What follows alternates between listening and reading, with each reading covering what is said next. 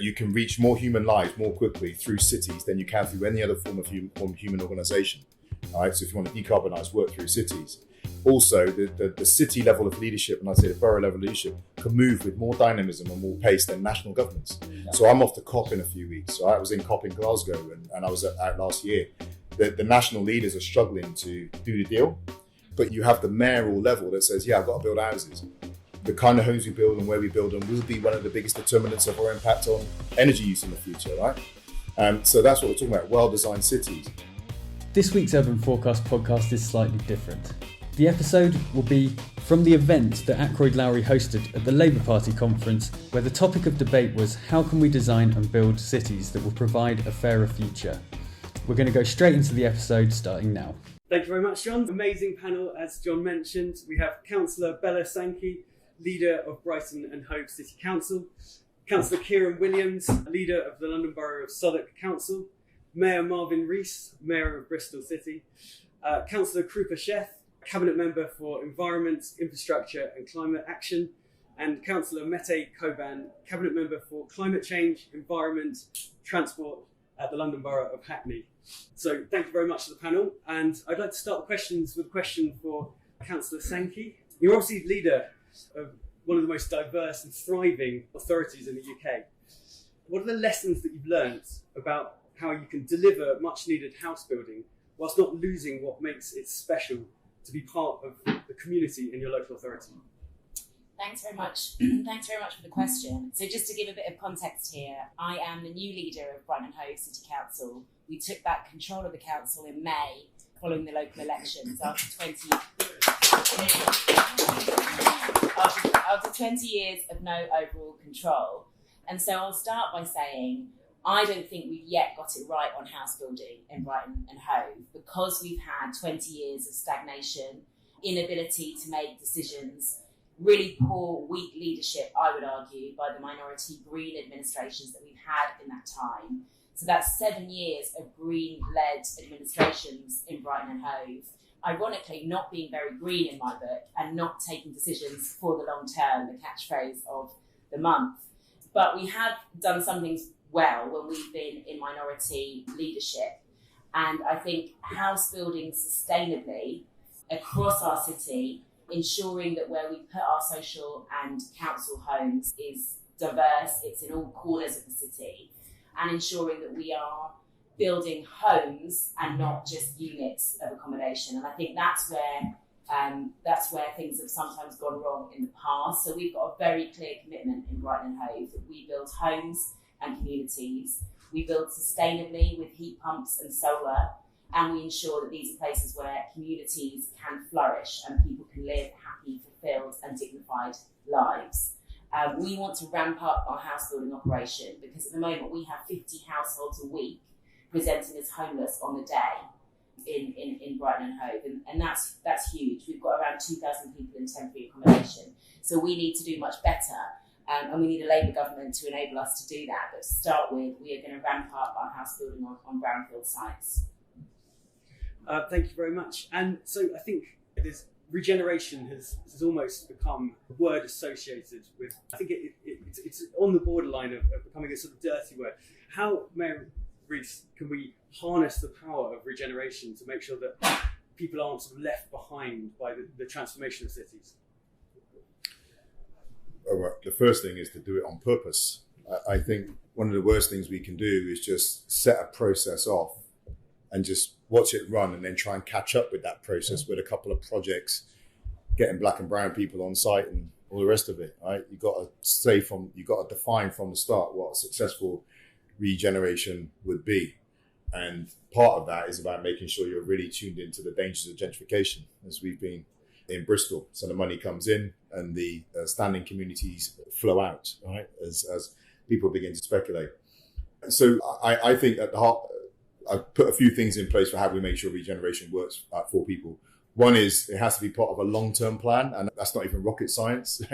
But the longer the commitment we can make, the more predictable the future is we'll be moving into, or at least we'll have more control over it. And then we can line up that skills pipeline.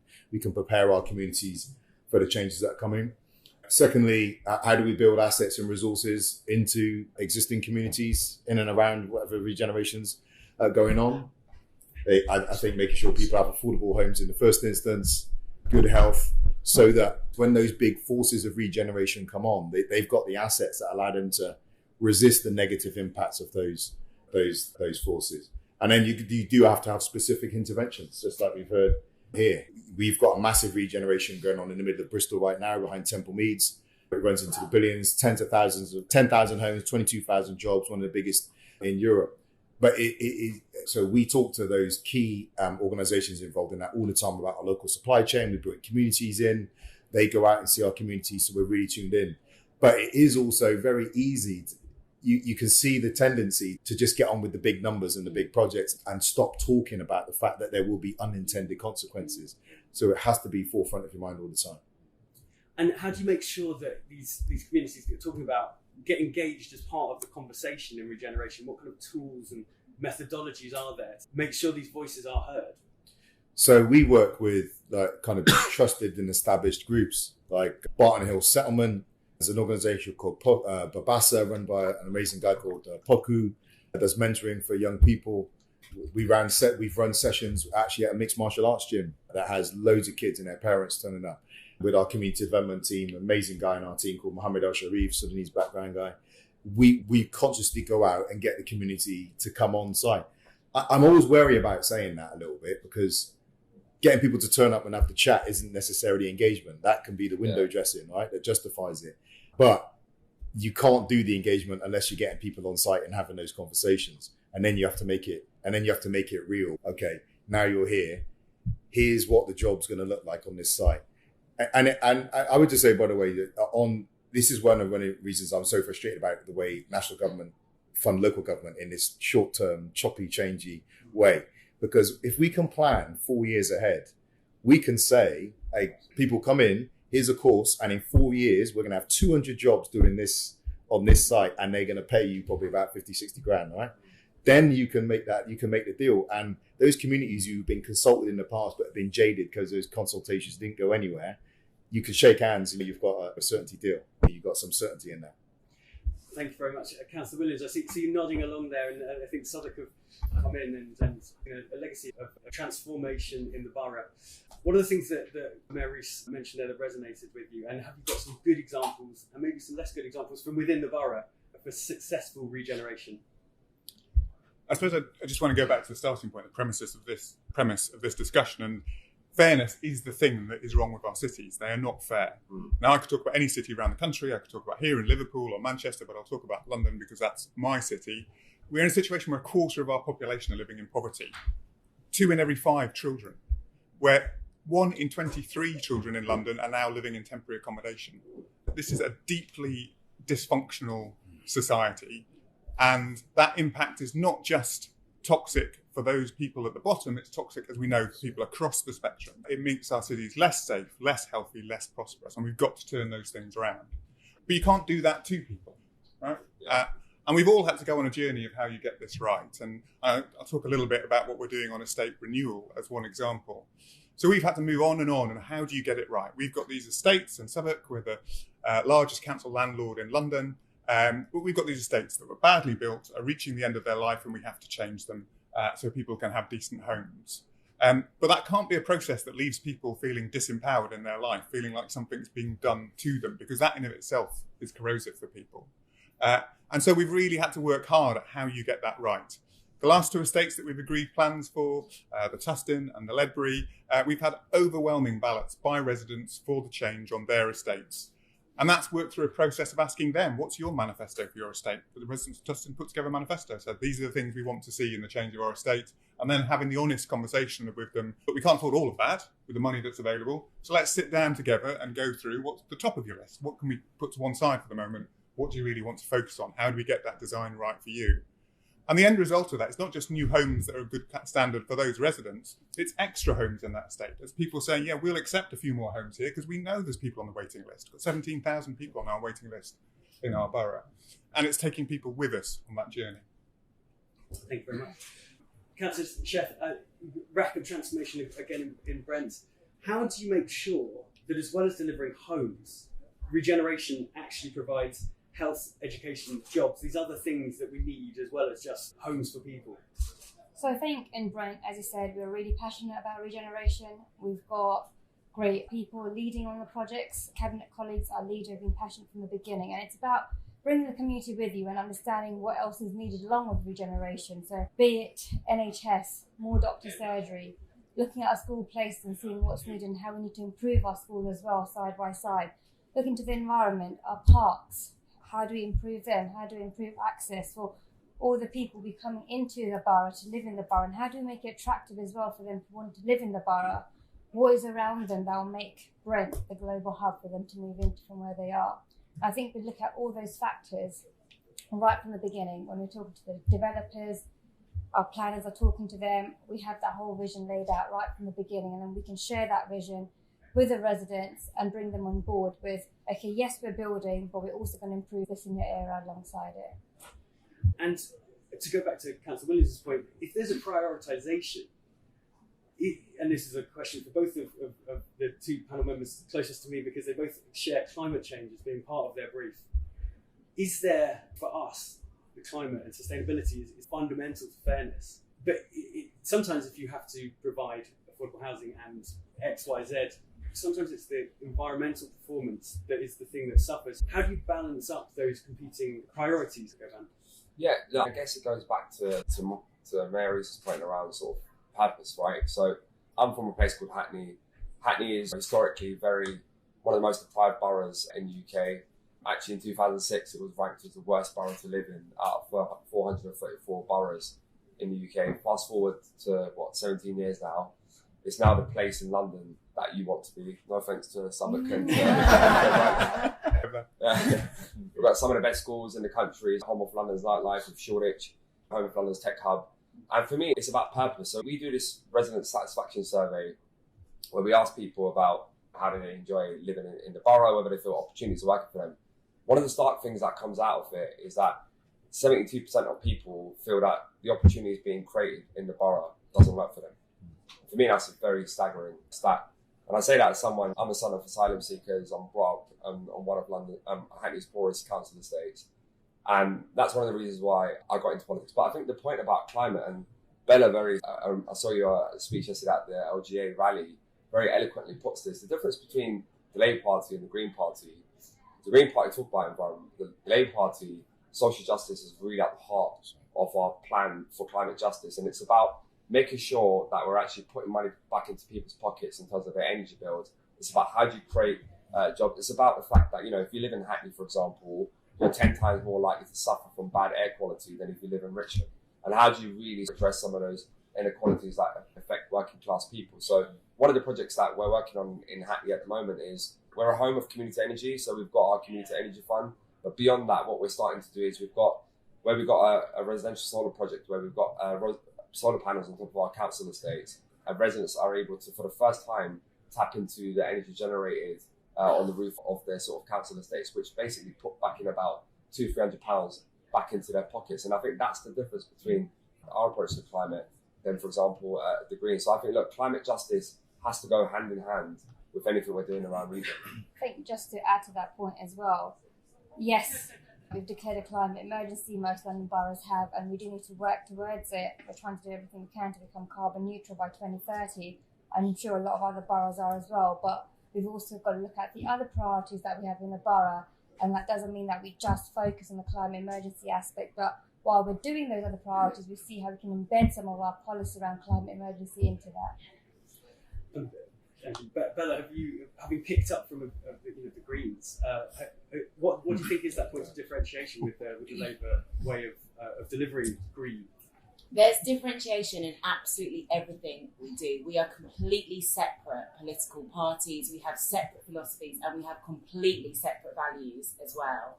I said yesterday in my talk that as far as I can make out in Brighton Hove, the Greens are Tories on bikes. And it's true. And just to give you some examples in Brighton Hove, not only is social justice not really part of their DNA, they're not even good at doing green stuff either.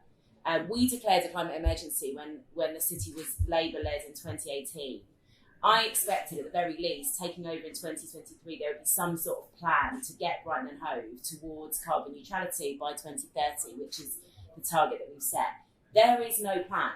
There is no plan whatsoever. There are a few cycle lanes and there are a few cycle hangers, eye-catching things that they got some good press for, but there is no infrastructure plan for the city. I'm now working with Mayor Rees and his team in Bristol, who is so much further down the road, having procured Bristol City Leap, having taken a really strategic, thoughtful, long-term approach to how we get to net zero.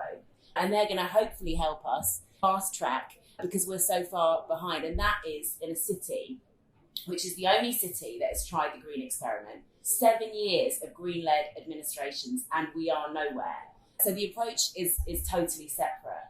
And another thing that I'd say as well is if you now look at our city, if you map our city and you look where the EV charging points are, none of them are on our council estates. They're not good enough for people on council estates. And if you look at our roads, if you look at our infrastructure, all of our most deprived communities have been completely ignored and overlooked by the Green administration. Every single one of their policies, if you do a quality assessment on it, it does not stack up. They try to hike parking charges in our city by 300% around our main regional hospital, trying to make money off the back of nurses and claim that this is for climate justice. It's just not on. They are toys and bikes and they must be defeated, and we must make sure that narrative goes out from this conference. But yeah, we're now having to claw back those lost years. Mary, I've got a quote from you because I just love this and we resonated with something that we it's always like, you can get it from Twitter, didn't you? got it from Christian if it went wrong. We can unlock the full potential of our cities. We can minimise the price the planet pays for hosting us in our growing numbers. Right. This is something as architects that really resonates with us. We think that cities can be the life raft of humanity. We've got to look after increasing pressures from migration, from population growth. We think that well-planned, strategic cities are really the answer, and I hope that you agree with that. And would you be able to expand a bit upon what you said? Yeah. First off, I love to be on the panel listening to people, and this is back in what Bella's saying. The Greens in Bristol, and they get an easy ride because they're the teddy bears of politics. But actually, what they've done in Bristol is just recruited a load of trolls that don't really have the environmental credentials. We've just done a £1 billion deal with Amoresco and Vattenfall to decarbonise our energy system. It's for real, right? And the financial stuff we need, the green stuff is not just about t-shirts and decorations. With the chief exec of Siemens, Core Cities, I chair Core Cities UK, he said, we've got the technology to solve 80% of the problem. What we don't have is a financial vehicles to get the technology rolled out. So it's, yes, t-shirts and banners, but tackling climate is about Excel sheets, project managers and accountants now, because it's get the deal done.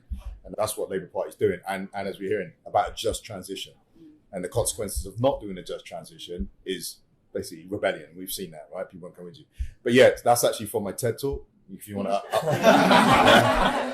up my views.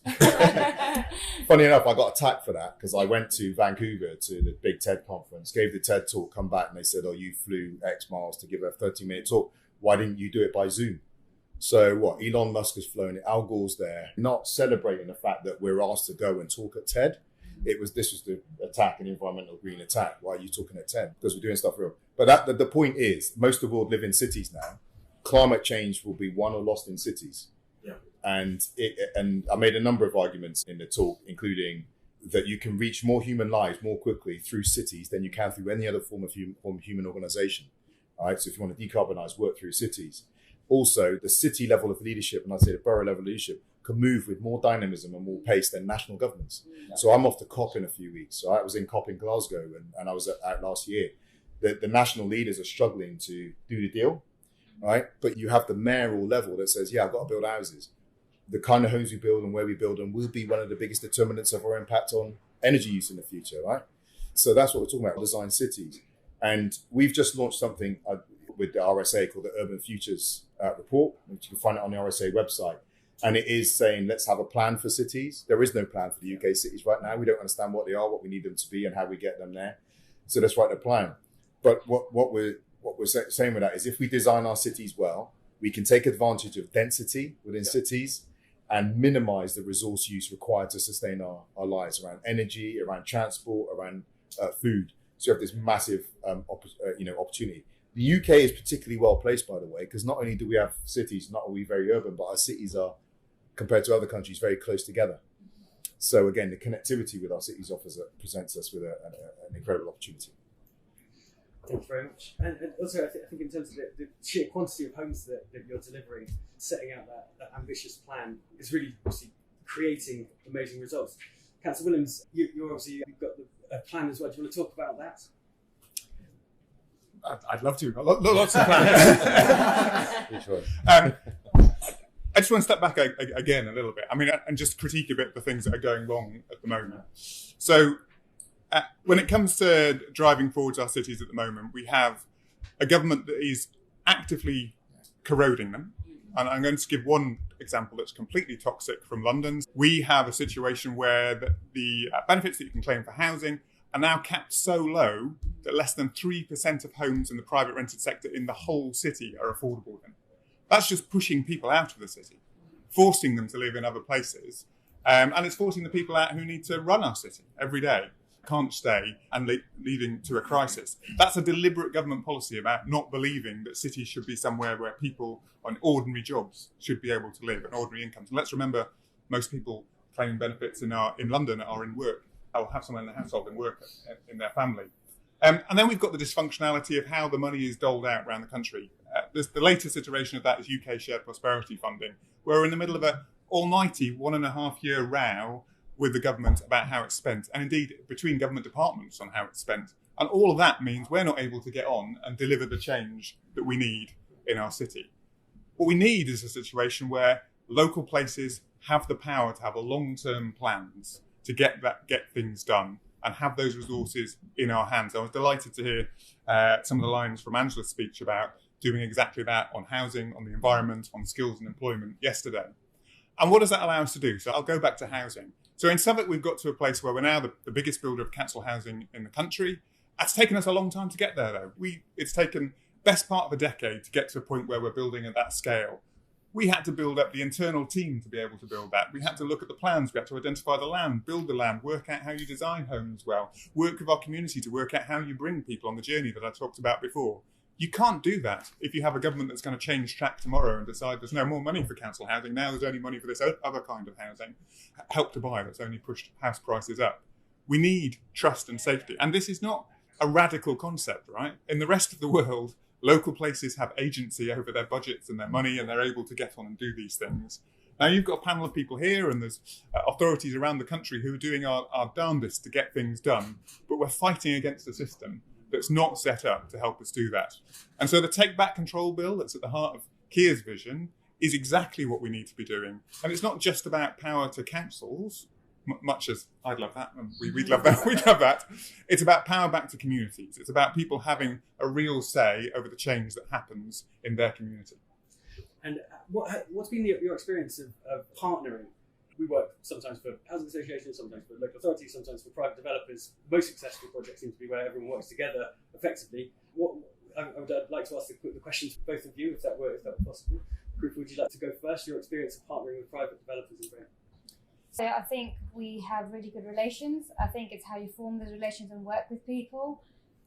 We have a great team within planning, housing, internally as well, which knows that they need to link together and work together I think if you don't work together, you don't have that link and you don't understand where the issues are. So I think Kieran mentioned earlier, TA, it's a temporary accommodation, it's a huge issue. It's a huge issue in Brent. We're looking through our budgets and we know it's going to be our biggest struggle. And it's how regeneration housing, the private sector, the developers, the housing associations all work together jointly to have the effective benefit for the boroughs and the cities. And Kieran, you said you're now the largest house builder of affordable housing. Council housing specifically, but yeah. Is that in partnership or is that so both?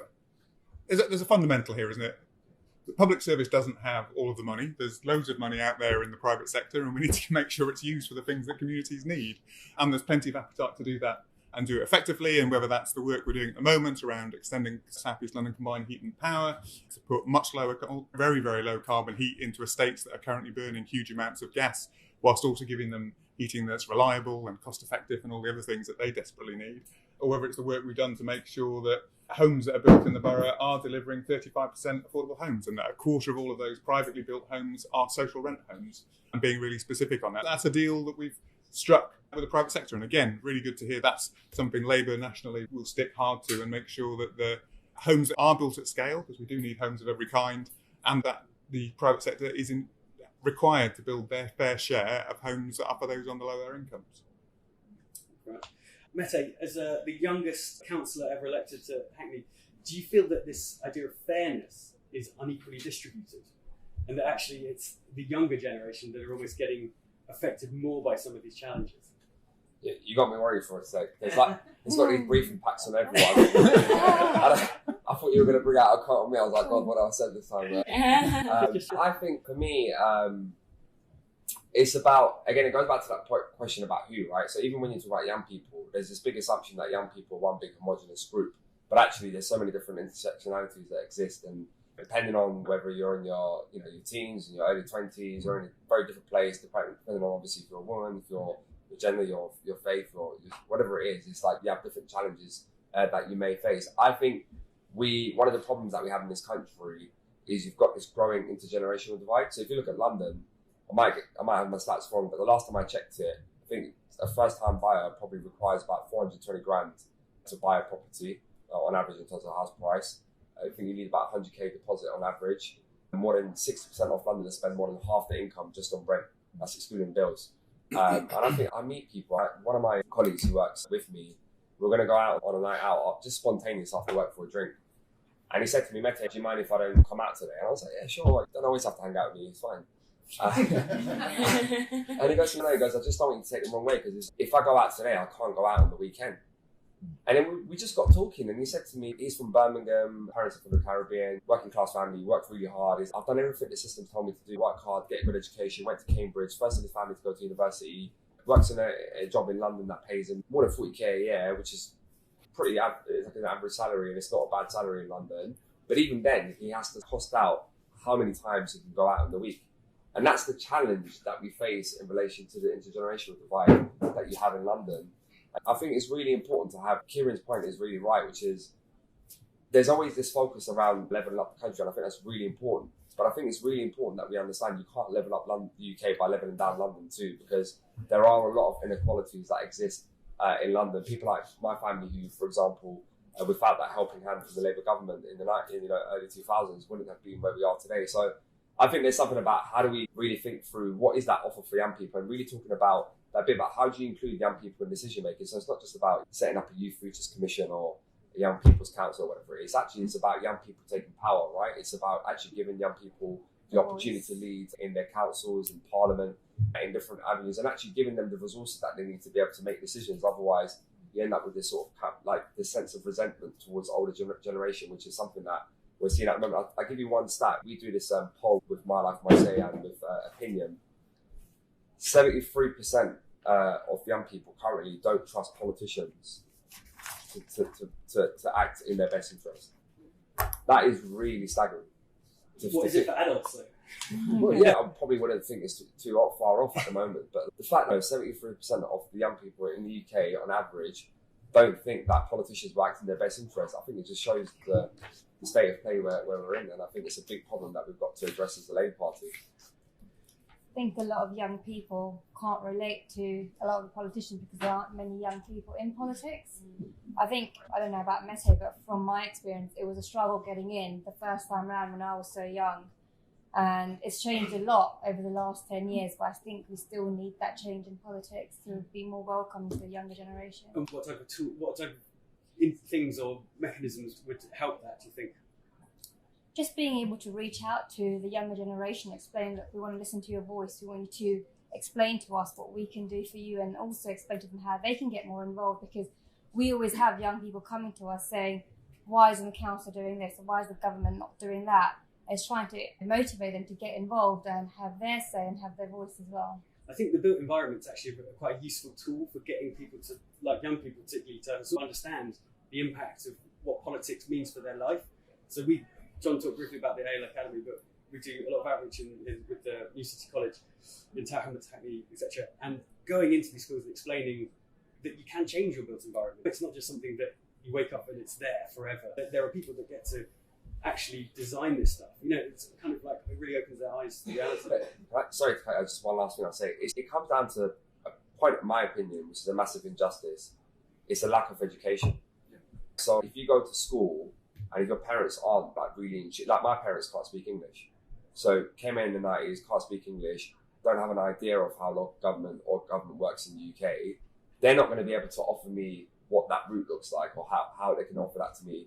And I don't learn about it in school. So the only way that I could possibly find out how you influence or change things, if you happen, like for me, it happened because I was passionately campaigning against scrapping the EMA.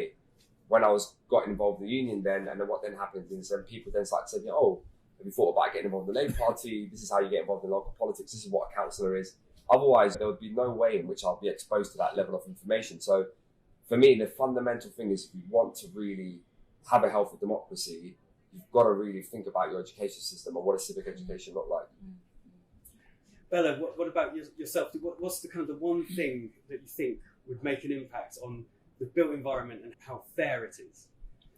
I will answer that, but I just want to pick up on the points that my colleagues have made about fairness and young people and civic education.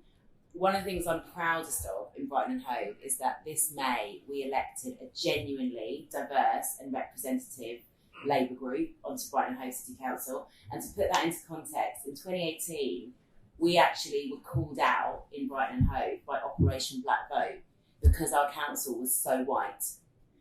And we were in some sort of league table. We made the national press immediately embarrassing and appalling. I was elected as a councillor for the first time in December last year. And then, as I say, for the elections in May, we had 38 councillors elected. We have young councillors, we have old councillors. Our youngest is 19, our eldest is 83. He's Brighton Hove's Joe Biden. We have a perfectly gender-balanced Labour group.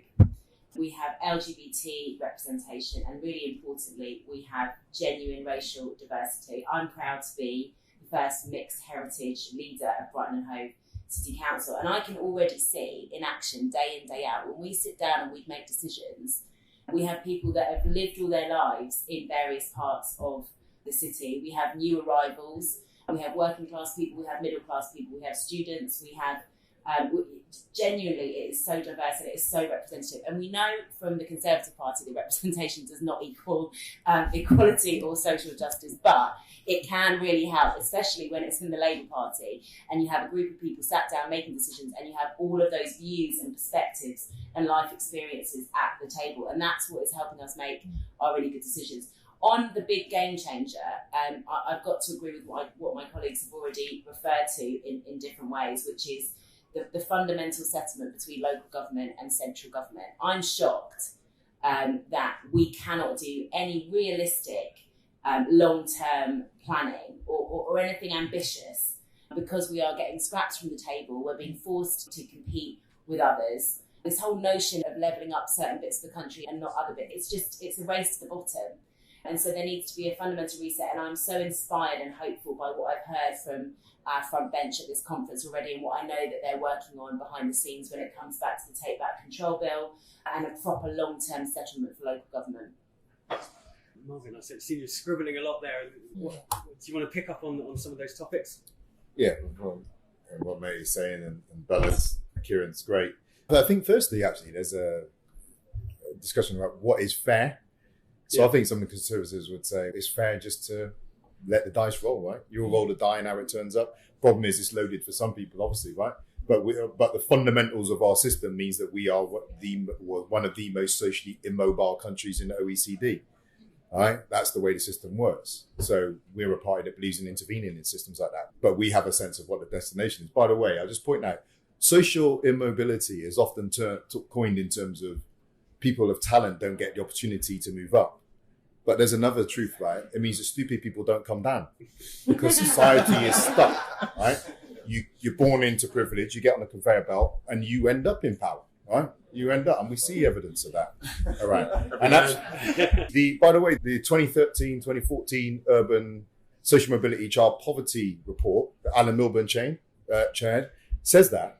It said actually the relationship between socioeconomic background and the British elite is so strong, you have to, it looks like social engineering. And you have to ask the question, to what extent does the British elite reflect background or merit? All right. So it's a jokey phrase, but it's true. Secondly, picking up on the points that Bella made, and where I feel really good, to be honest, platform as well at the moment is representation does matter.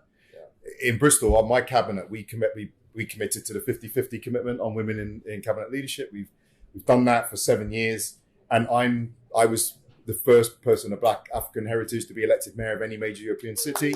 Right? When I said that in the United States at the African American mayors event, they were just like, "What the heck?" Right? It's remarkable, right? And my deputy mayor Asher is the first Rasta cabinet member in Europe as well. Now, these things, leadership is not big decisions at any particular point in time. It can be, but often it's the daily dance. And I will say with me and Asher being there means the tone is different. And I'm going to give them a big up. Hargreaves Lansdowne, the chief exec, big financial firm, approached me and Asher saying, we want to run the 10,000 black interns. It's a London thing about black people and Asian people getting into finance. We want to run it in Bristol. They approached us. And then we made it possible for it to happen. And now they're running and we're getting all these people going into finance in Bristol. But we've seen the tone around conversation around inclusion and representation change in Bristol because we're there, and dare I say, because we've done all right. Same on class. And I tell you where class became a massive issue was around the Colston statue, right? When that got thrown in the harbour, the really interesting bit about that, I think more interesting than the statue, because look, if I peel the layers back on that, I will do it, as I talk about it. 4 posh white kids pulled the statue down and got not guilty, right? There are layers to that. But I went to the people who organised the counter rally the week after, football lads, right? Hell's Angels. And I went to meet the organiser of that rally. Now, people were saying it was far right, but it was a bit more complex than that. So I went round to see him.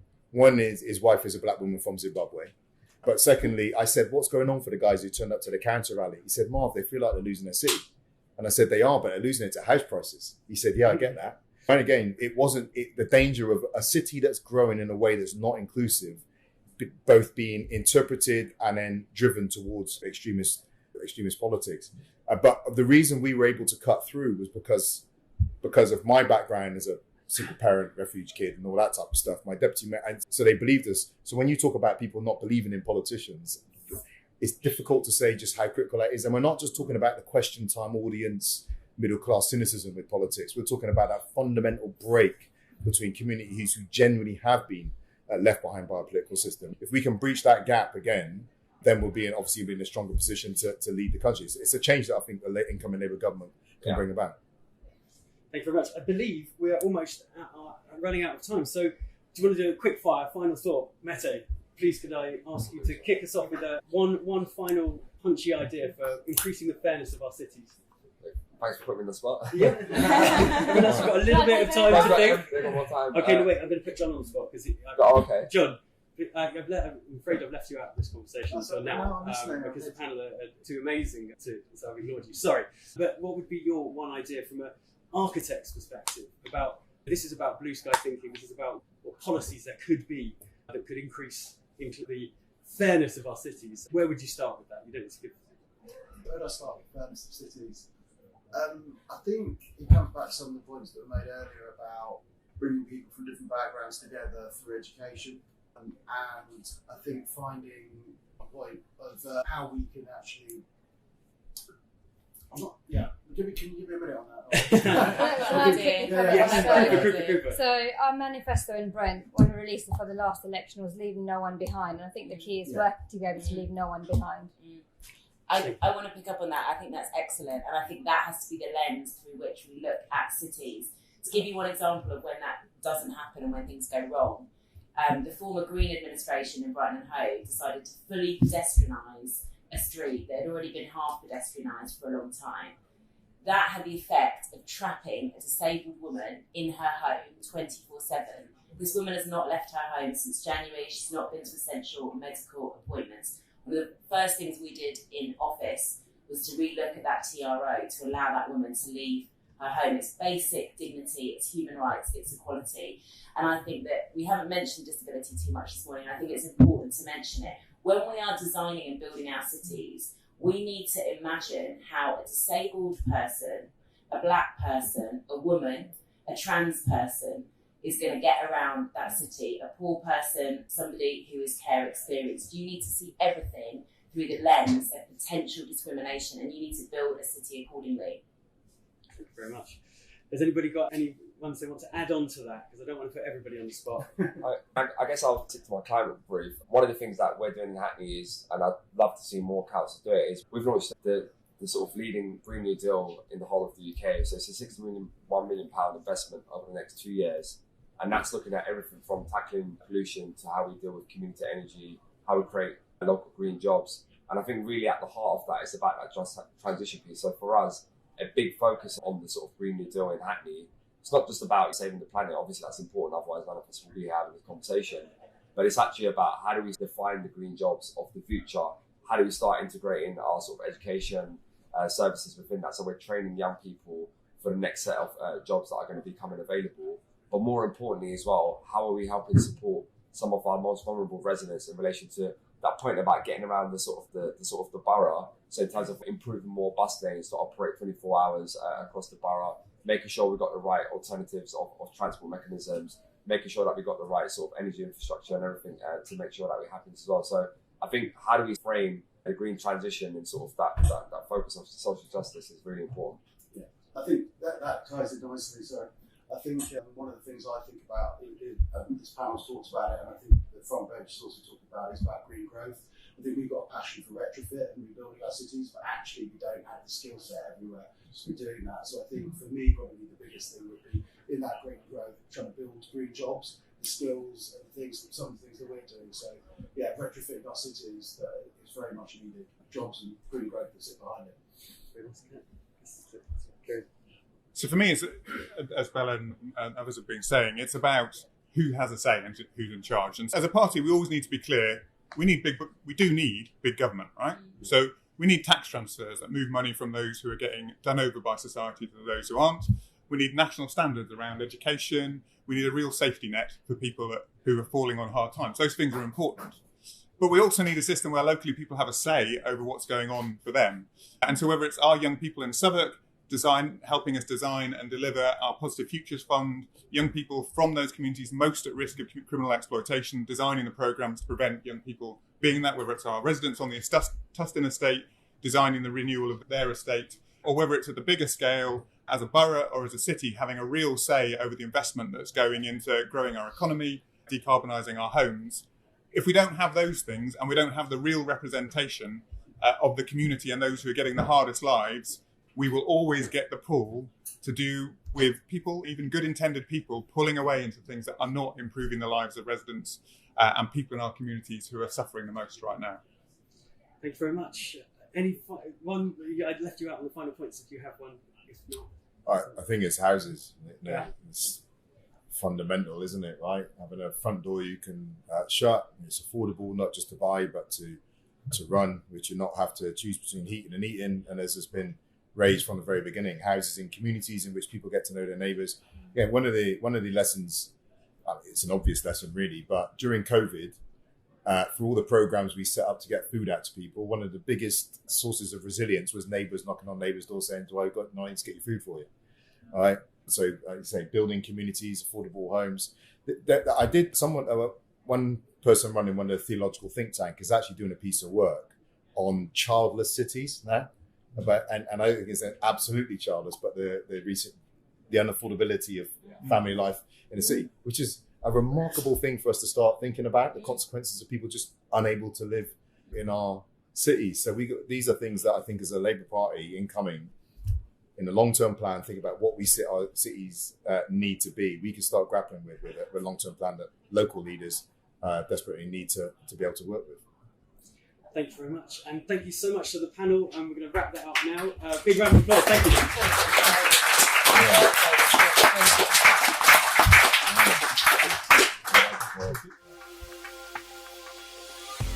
If you enjoyed the show, then please subscribe and give us a review, ideally a 5-star one. And if you want to know more, please go to ackroydlowrie.com or follow us on Twitter @AckroydLowrie and Instagram with the same. This podcast supports Land Aid, the property industry charity that brings together the sector to deliver life-changing projects for young people who really need it. Visit www.landaid.org to find out how you can help end youth homelessness.